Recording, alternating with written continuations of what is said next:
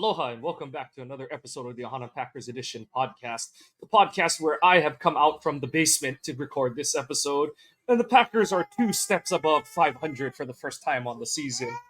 Joe, oh dear,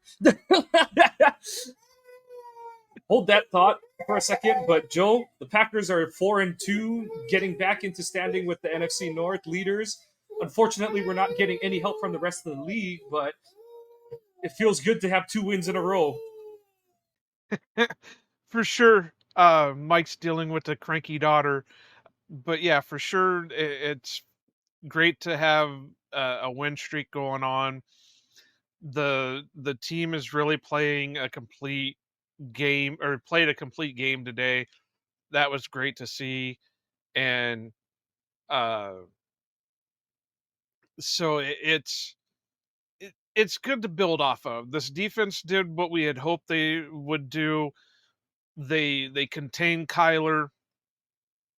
The offense, while it had its hiccups once in a while, did play above and beyond.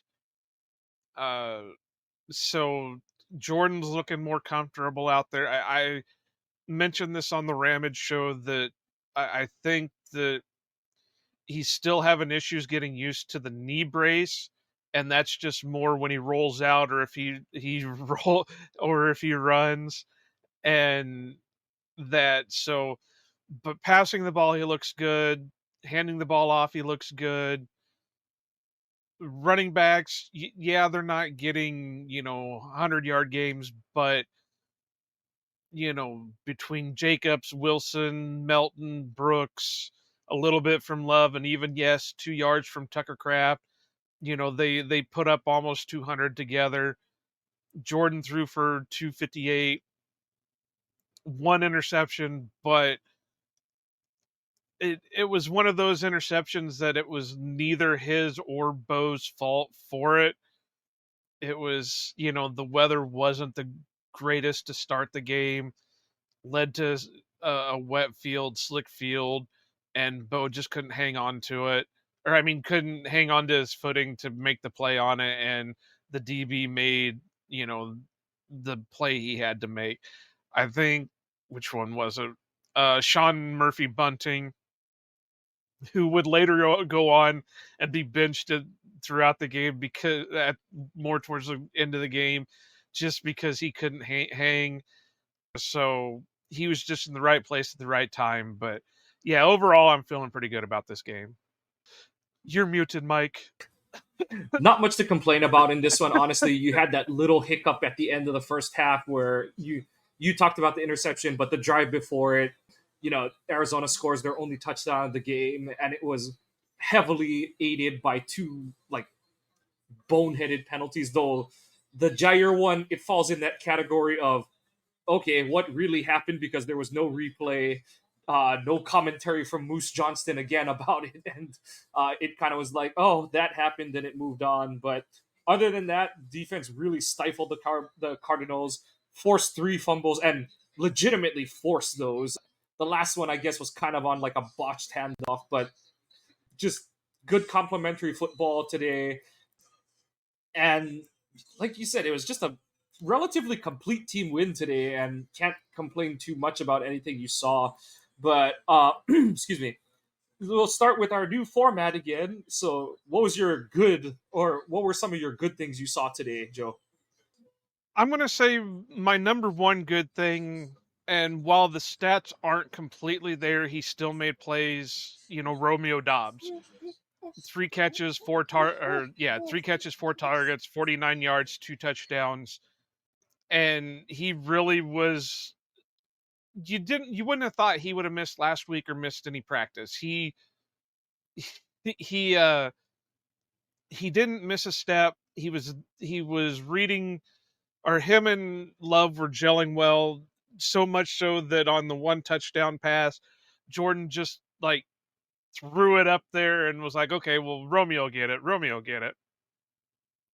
Kind of like the fuck it, Reed's down there somewhere. It was fuck it, Dobbs down there somewhere.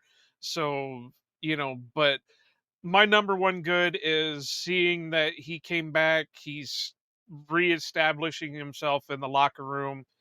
the way they celebrated after his touchdowns shows me that the team is still behind him. So while it was an issue throughout last week, I think the issue is for the most part behind us right now. So yeah, Dobbs is a good. My other good would probably have to be Evan Williams. He looked like he was, he is building on his successes. He obviously caused one of the fumbles, and it was the one, and it was a way that Mike and I have been talking about for a long time, just throwing that haymaker out there and punching the damn ball out of the receiver's And in arm, the running Evans back Evans' arm, which defense, as we discussed, he hit the ball. He was right on target on the ball. So yeah. right. Uh, but other than that, I mean, you could say the whole team is a good, because there's not much there that you can uh there's not much you can pick apart, and I know there's going to be people who are going to try picking it apart, but really there's not much there to pick apart.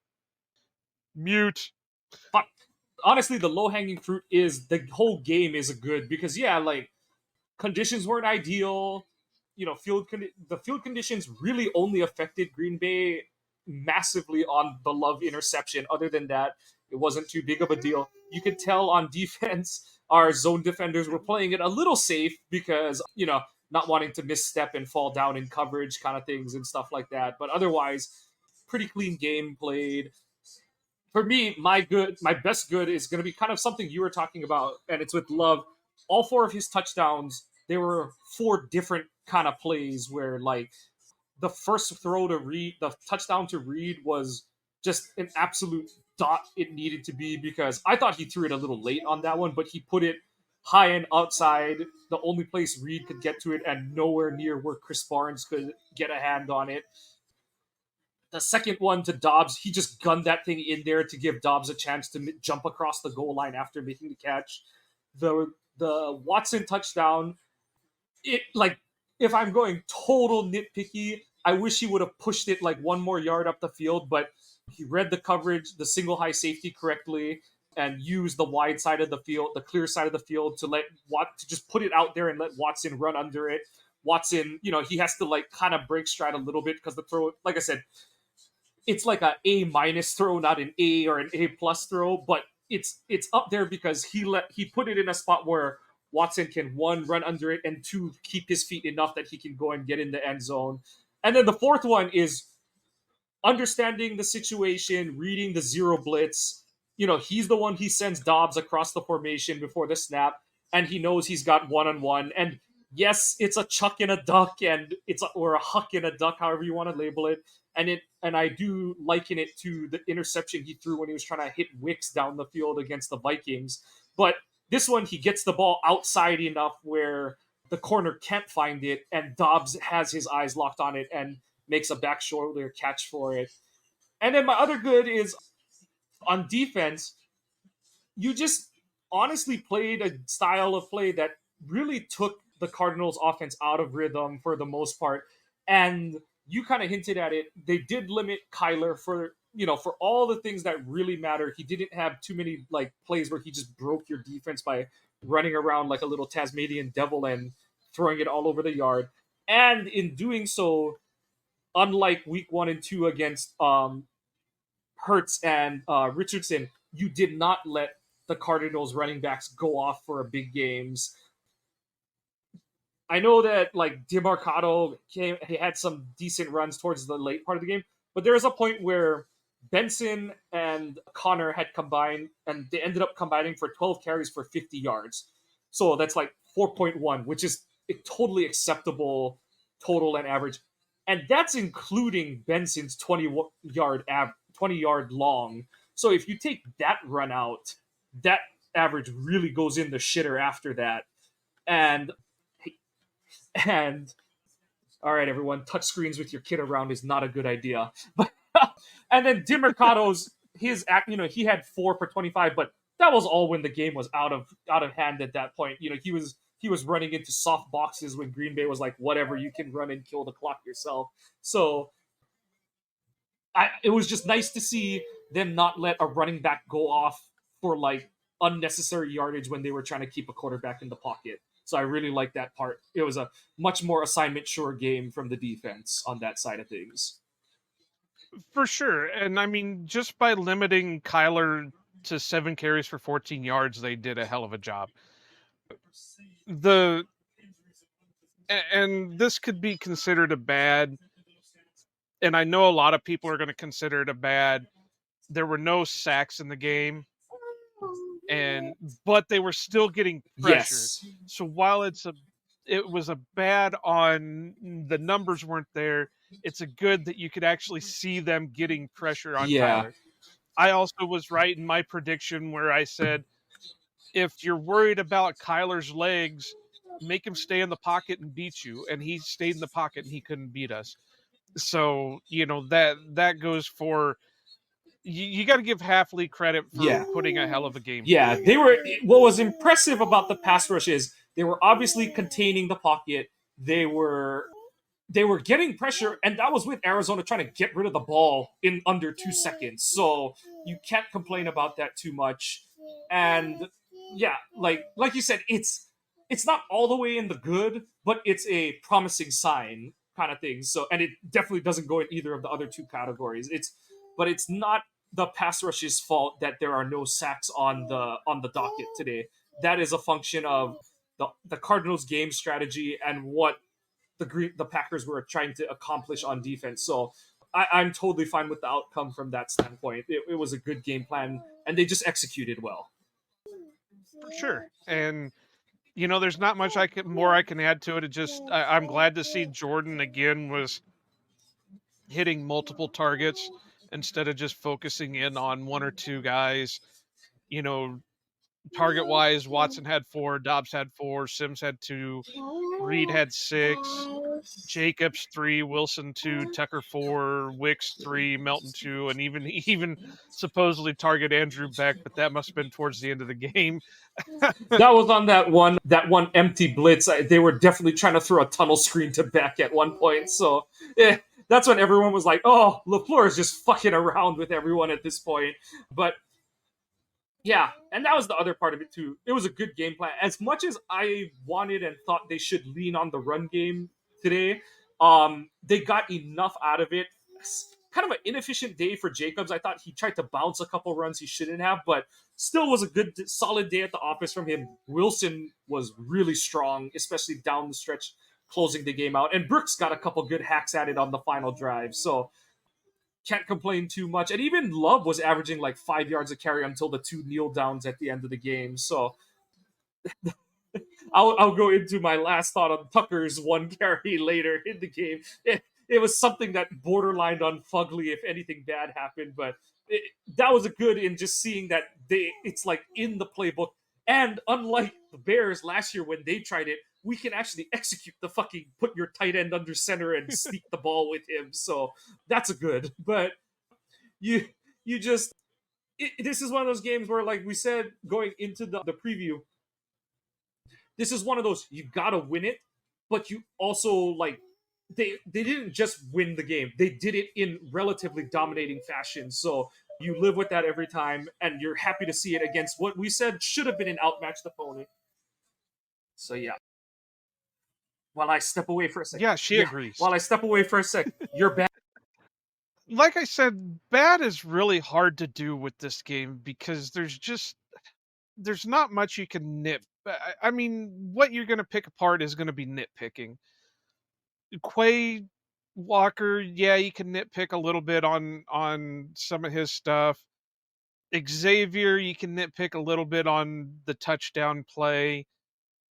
The Melton falling, you can nitpick a little bit, causing the interception. Jair, you can nitpick a little bit. Again, you can nitpick a little bit with the no sacks, even though they had pressures. There's not a lot that you can put on bad with this. Uh, I'm trying to go through just to think in my mind. I mean, there is an obvious bad, but it's a more ugly than a bad, so I'm not going to use it on this one. Uh, I'll use it as I, mine. Just I guess yeah, I'll use it as mine, and you can put it in your ugly. But yeah, Well, I mean, it's an obvious one, so that's low hanging fruit. I guess. Uh, God, I'm trying to go through it real quick.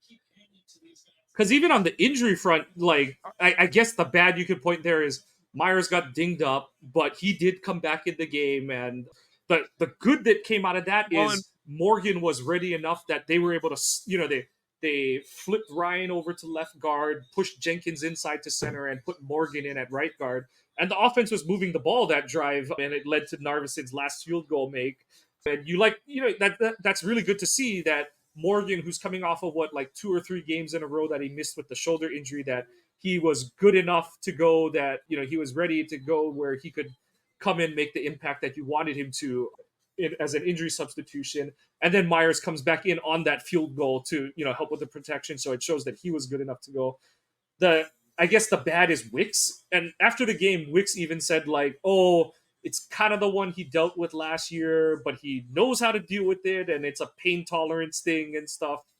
It locked up when it first happened, but then he said it did loosen up as the game went on. So bad in the sense that it's like you don't want to be down a weapon at this point of the season, but it sounds like it's less. I think I got one for a bad, and I'm gonna. This could be also caused. It could also be a ugly with the penalties on both sides. 13 for the Cardinals and 5 for the Packers. That was just ugly. I mean, it's good to see that Jordan was able to draw the defense Yeah, off sides, but that was just a horrible hanky fest yeah. today. Well, and in the refs' defense on that one, there were a lot more penalties that actually could have been called on Arizona. But like on their touchdown, Preston got absolutely yanked on the play. But it is what it is. And of those 13, like 7 of them were like obvious pre-snap penalty. Right? The Cardinals had like 3 on the opening drive of the game, and then yeah, and it's good to see Green Bay's decrease after it's been such an undisciplined start to the season for them. 5 still isn't great, but it's not approaching double digits like we've seen them do much of the season so far to this point. So, yeah, bad, but at least for Green Bay, trending in the right direction. And honestly, you kind of heard like Moose and Kugler sort of like relent on the whole like this is the least penalized team in the Cardinals over the season, but when you like all the pre-snap ones, like I think they were befuddled early on because they're like that's not how you lead the league in fewest penalties and all that kind of stuff. But then like the defensive holding ones, it was like this. Oh no, he was holding him. Oh no, he was holding him again, kind of thing and stuff. Like the two on I think one was definitely on Murphy Bunting, but I can't remember if the one before it was. But the Cardinals had 2 defensive holdings in the same drive right before the arm punt touchdown to Dobbs, and it's funny because the first one you hear Moose and they're like, oh, like is it, and then you're like, and then they're like, yep. That's defensive holding. You can't do that. And then the second one, Moose relented to the yeah, you just can't be caught doing that. That's definitely defensive holding. And it kind of goes into the whole like, are they actually that clean, or did they just play with the right referee crews in the previous weeks where it's like, or circling back to a good for Green Bay is that this receiver core is good enough to take a team that hadn't been penalized a lot and expose the kind of high penalty rate they should be called for, kind of thing. So it's it's a lot of numbers, but at the same time, I feel like Green Bay forced most of those penalties on the Cardinals. Then they were just like, ugh, gotta get my 5 seconds of fame by the refs and stuff. So yeah. Well, I know the one Moose and the other guy were harping on more was that horse collar. It's like, guys, Yeah. that's even though they didn't take him down, Yeah. that's a And horse and collar. I tweeted about that. I did say like I get why Moose is like, because the quote unquote spirit of the rule is like on a tackle, but the letter of the law is that hand inside and jerking motion, and and I do think Moose kind of let it go because Reed was injured after the play. I know it was more on when the fumble got forced, but I think Moose kind of let it go because he's like, oh, like he might have gotten dinged up there. So yeah, We're all hitting our limit. But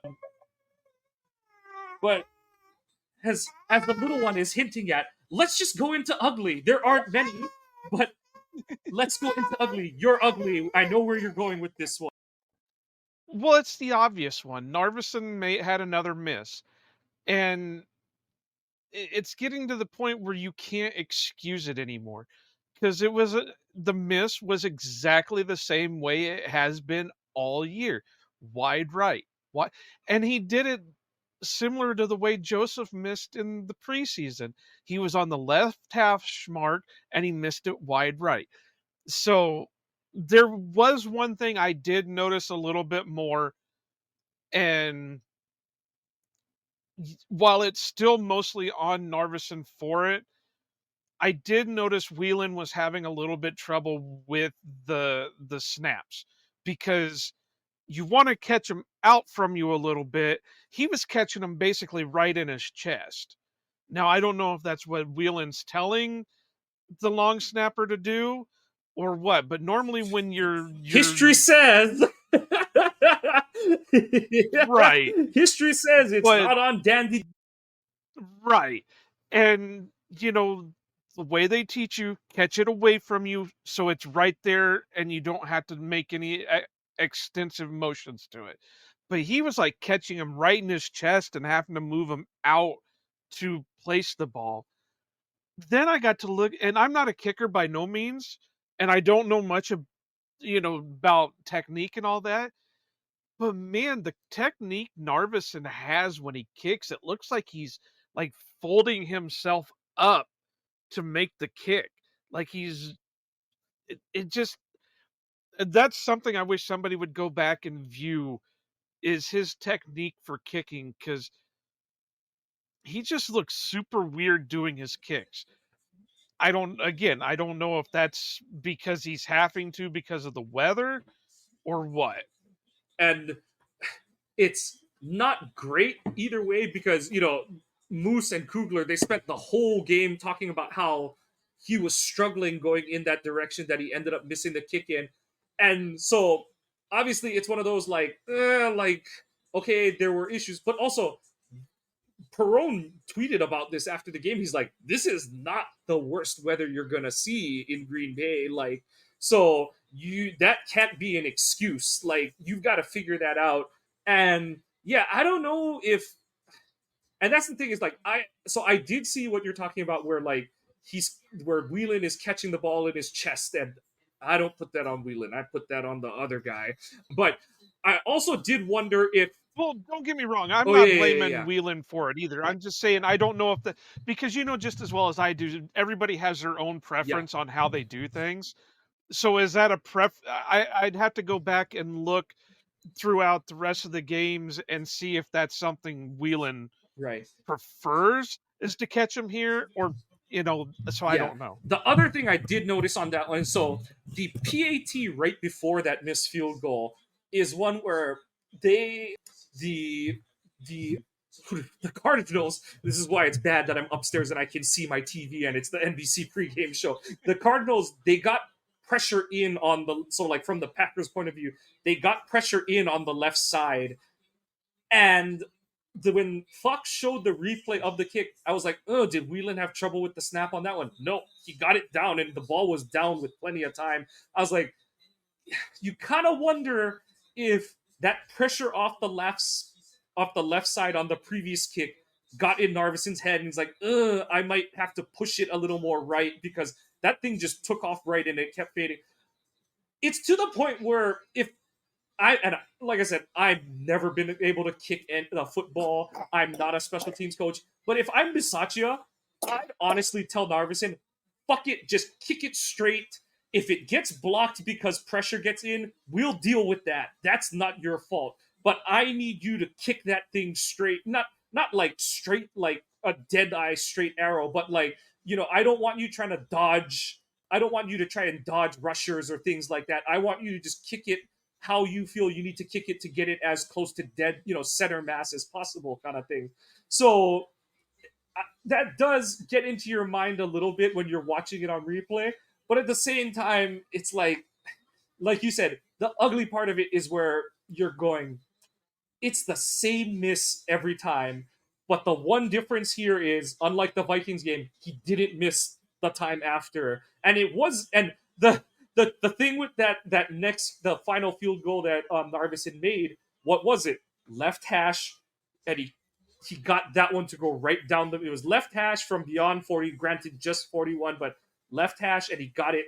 The kick hugged towards the left post, and then it slid over to the middle of the field goals, and which is what you want it to do in that scenario. So, like I said, I do wonder if that previous pressure got in his head, but at the same time, like I said, I'm just telling him, you're kicking with height.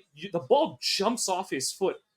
There's no need for him to be, and you're not kicking like a 64 yarder. You're kicking like a sub 50 yarder. Get the proper height on it, kick it center, and live with the results. If we got to change the blockers and all that kind of stuff, that's not on you.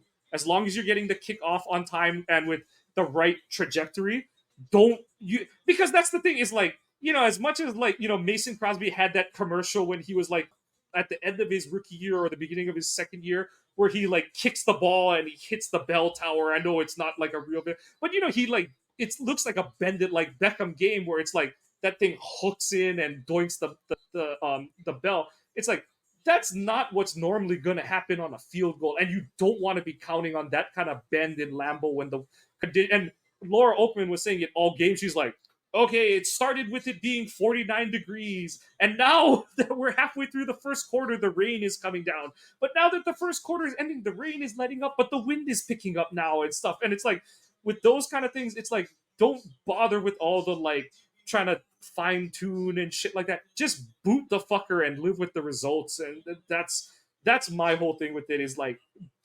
whenever kickers try to be perfect with their stuff, that's when you're like, it's the whole like, don't aim it, throw it with like baseball players and football players. But with kickers, it's like, just boot the fucker and live with the results. So we'll see. Honestly, at this point, they should re-sign Anders to the practice squad. I know that's gonna make a lot of people lose their marbles, but even if it just motivates Narvison, you gotta do it at this point, because you like, I know that Anders has a bit of a devil we know element to him, but unless you're gonna do something like sign Ryland off, yeah, that's the thing. Is Perone tweeted about it too? Is he said like, people are like, what do you do? What do you do? What do you do? But he's like, Perone is right. Like, the time to fix this was March, April, maybe May kind of thing. Forget behind the eight ball. The eight ball's on a different pool table at this point.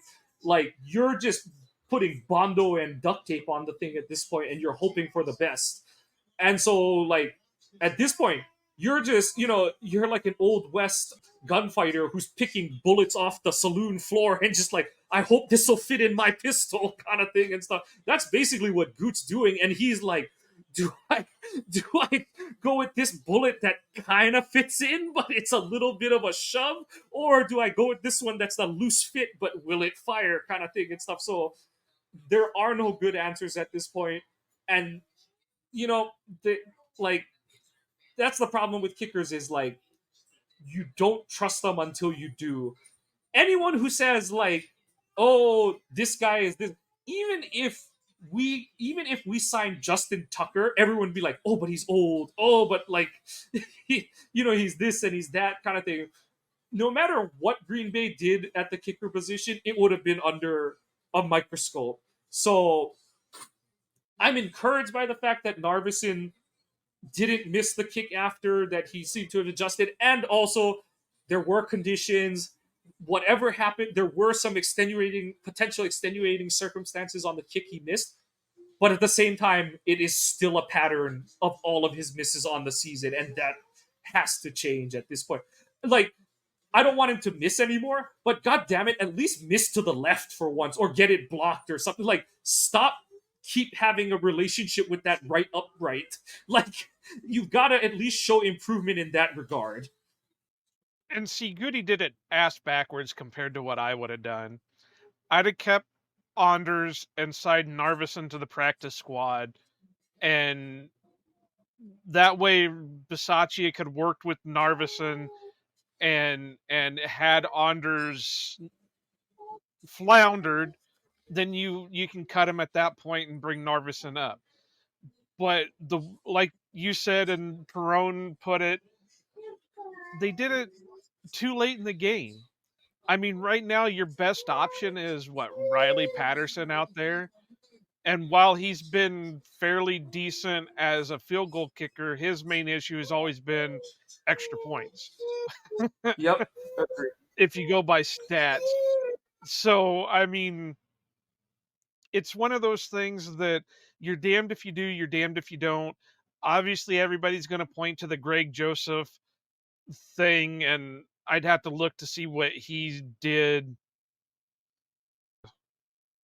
I know he went 5 for 5 in his first game, but that don't mean jack shit for anything later on.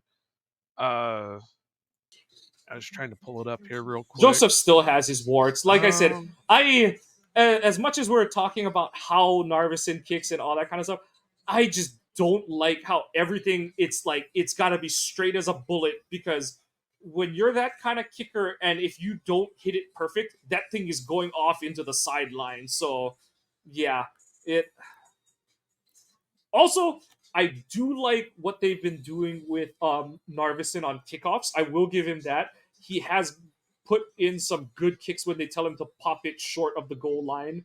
It's led to some like opposing drives starting like, in the like mid to high 20-yard line. And I know that doesn't sound like a lot, but every yard counts in this league. And if he's like reducing the opposing starting field position from the 30 to the 27, that's 3 more yards that the opposing offense has to make up. So we'll see.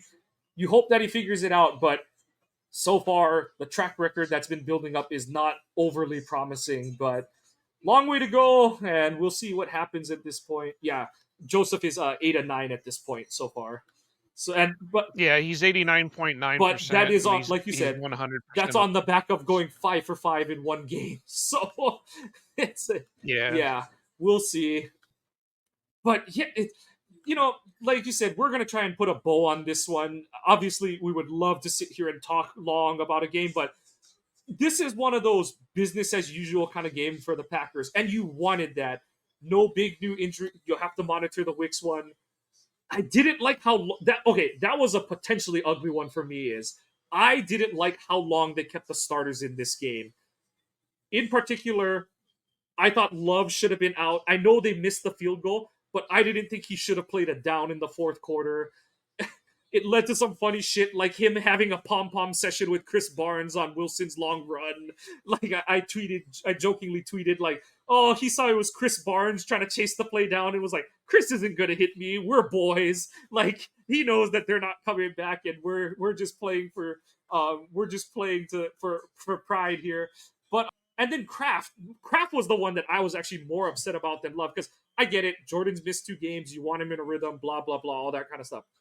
The Kraft one is, I'm like, there's parts of him that are falling off a little bit. He's unfortunately taking a little too much of the Kittle playbook on, where it's like, I'm really good, but I'm also perennially dinged up for a season. And it's like, the game is out of hand at that point. You saw it on that one drive where he was in for like 1 or 2 plays. He makes a block, and it took him like 3 seconds to get off the ground at the end of the play. And at that point, you're like, he better not fucking be hurt right now. And I forget who went over to help pick him. I think it was Jaden. And you can kind of tell by Jaden's body language that Jaden's like, bro, you sure you're okay? Like, he like stood over him for a while. Yeah. Like, how normally in that situation, the guy will, like, any player will tap you on the ass and then just keep walking back to the huddle. Like, Jaden stood, or whoever, I thought it was Jaden, but whoever it was, he stood there for a good like 5 seconds and was like, made sure Kraft got up off the ground. And it's at that point, it's like, okay, that's the whole point. You called Beck up from the practice squad. Sims has had a good game to this point. There is no reason at all that Kraft should be in the game at this point. So that was like I said, that's where I was kind of like, you don't need to tempt fate with that. Like, just get your guys out. The receivers, I know, the Wicks injury, you're already, Watson is limited to some degree kind of thing. So like, just don't don't play with fire there. Put Heath and Melton in. Let Sims and Beck finish out the game. Play the two back set with Brooks and Wilson. But yeah, it's just hard to, like you said, the dead obvious one was the Narvison stuff. I guess if you really wanted to nitpick, you could go to the penalties that helped the Cardinals get their one touchdown drive. But other than that, everything else that happened in this game was just, it's, as much as the Packers dominated this game like we thought they should because of how outmatched the Cardinals should have been, there's still professionals on the other team. They're gonna get their punches in. They did. The Packers were able to throw and land more quality ones. So you feel good about that as a Packer fan, and you're on to next week, which is a big game against the Texans. And it would be nice. Obviously, it helps that one way or the other, the one of the Vikings or the Lions, well, unless they're stupid, are going to end up with one more loss next week. But the only thing the Packers can do is keep pace, and then just you expect that at some point you're going to start getting help from the other teams around the league at some point. For sure. And, you know, like I said, unless you're going to nitpick it, there's not much you Yeah. can pull apart from this game. You're going to have the people that are, oh, well, Quay wasn't very good, or Quay did this, or Quay did that. And I get it. He's not playing like you would think he would play. But as you've pointed out, if he was drafted in the same spot Edgerrin Cooper was, would he get as much hate as he does? Yeah, and certain content creators are, they've drawn their line in the sand, and they'll use any play to, light up a player and stuff like that. If you don't know what you're looking at as a fan, don't just follow the sheet and stuff like that. Watch it, make your own. If that's your opinion, fine, so be it. But certain plays that were getting pointed out, it's like, oh, Quay got found in coverage. It's like, Kyler broke the pocket for 2 seconds and was rolled out next to the sideline. Of course, a receiver should win a route on a secondary adjustment against a linebacker at that point. It's like, and yes, you would like, and the one part about Quay's game, and it's such a double-edged sword for him, because he's playing it, he's playing the plays on in coverage at times, especially today, like I said, because I think of the conditions. He's playing it safe. He's like, I'm not going to over adjust to a route behind me kind of thing. I'm going to play my zone, be in position to make a tackle, not give up extra yards after the catch. And yeah. So it's like, oh, like, do you want him to push to the route but then get beat if they break it off at a different angle and he overruns it? Then you're going to be like, oh, what's he doing? He doesn't know where to go. And it's like, it's such a, unless he makes an interception or a sack on every drive, he's not going to please everyone at this point. It's unfortunate. And that's the part that I do hate that it gets to with any player, is like, everyone has their preconceived notions. They determine whether it's a bad pick at the time because they don't like the pick, and or like that player just hasn't lived up to expectations, and so he's a bust and he's never going to improve. And it's like, gee, yeah, and I'm not going to beleaguer the point anymore, but it's just annoying. It's frustrating. The team's up like 21 points, and you're beating this horse that doesn't need to be beat at this point. And it's like, all right, whatever. If that makes you happy on game days, so be it. But like, I try not to pay too much attention to it, because I'm just trying to look at the overall team success and all that kind of stuff, and doesn't it doesn't float my boat to beat up on players like that. So it is what it is, and just hope for another week. But we'll preview it on Thursday. But this upcoming game, this is a big test for the Packers. I know Houston has kind of been on, a little bit of a slide. They haven't looked like the world beaters everyone was expecting, but Green Bay's got to keep pace, get that fifth win to stay in sight distance of the Lions and the Vikings, because they just keep not losing games. And you don't, not that you'll lose the division race in the first half of the season, but you don't want to make it where you have to be perfect down the stretch to be in the race and, clinging onto a wild card spot and all that kind of stuff. So, got to continue to rack up wins. But hey, the Packers are doing a much better job of it this season than they did last season. And that's what comes with experience. This team knows how to win, has been much better about closing out games they should win. and that's all you can ask for. Now the next step is to start winning some of these games that I don't want to say you're not expected to win, but are more toss-up kind of situations. This Houston game is the next one, so that's the next bit of progression that I'm hoping to see out of this group. But you want to put a bow on this one already, Joe? I know you've been podcasting a lot today. You were on with Ramage and stuff on his post game already today. Yeah, I mean, I've said this before, but it's harder to do a post game show when you win than it is when you lose, because when you lose, you can at least have stuff to pick apart Oh, and talk about on it. Whereas when you win, you can talk about the good, but there's no right, bad and to it's it. and So and there are wins where like if we had won the Viking game, there would have been a lot of shit we could have picked apart and said like, hey, like even though a lot of them were like just shit luck, Murphy's Law kind of stuff, there still would have been a lot of things that you could have picked apart. But this kind of game where you're like down on 3 drives and you're kind of like everything outside of that, it's like, oh, the Cardinals didn't do shit on offense for the first quarter and a half of the game kind of thing. And it was because of what Green Bay was. It wasn't because the Cardinals were just dropping everything and falling over themselves. I guess the only other ugly is sadly and unfortunately McKinney's streak died today, and partly on the back of not and honestly McKinney had a solid game. The touchdown was a little bit on him. I didn't like how he was aligned on that play, but otherwise he was solid. He had a nice one-on-one tackle of James Conner for basically no gain. And honestly, I think his chances to get interceptions were undone by the fact that the Cardinals couldn't stop fumbling the ball to the Packers. So, Green Bay again racks up multiple turnovers forced on defense, but this time they're all on the ground as opposed to interceptions. So, alas, the streak is over for McKinney, but and and I'm just waiting for the point where people are like, "Oh my god, McKinney hasn't had an interception since week 5. What an overrated signing." And it's like that totally is underscoring the point that now Evan Williams is making plays. Edge Cooper has been making splash plays. Granted, they're like drawn up for him, but he's making them.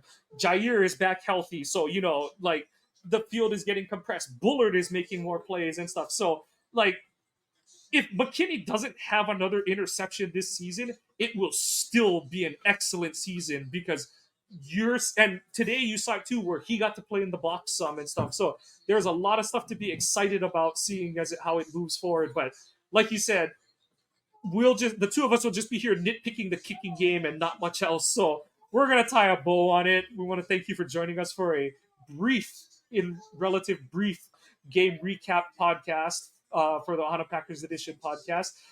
Check out the website, ohanapackers.org. Check out the merch. Please contribute to the two initiatives that we're running right now, cancer awareness and military support at this time.